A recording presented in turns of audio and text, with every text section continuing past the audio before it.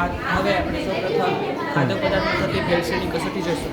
સૌપ્રથમ પાણીને થોડી વાર ગરમ પાણીમાં ઉકાળો, ત્યારબાદ તેને ઠંડુ પાડી તેને તેમાં ક્લિન્ચરાઇન નાખો.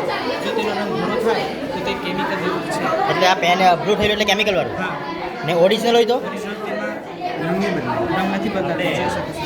આ તમારા કૃતિમાં નિર્ણાયક આવી ગયા કે આવી ગયા ને ઓરિજિનલ કયું છે? ઓરિજિનલ. હા, આમાં કલર નથી બદલાતો બરાબર ને? ડુપ્લિકેટ. આ ડુપ્લિકેટ. આમાં નાખો નહીં જરાક. એક જ કલર બદલાય કે નહીં બદલાય એટલે જોઈએ ને.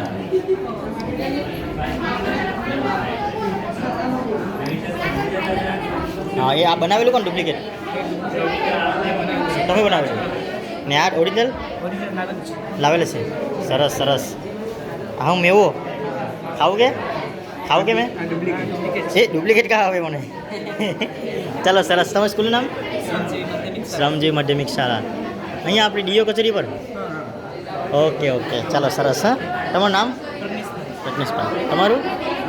વિશાલ. તમારું? અનિકેત. ચાલો. હા.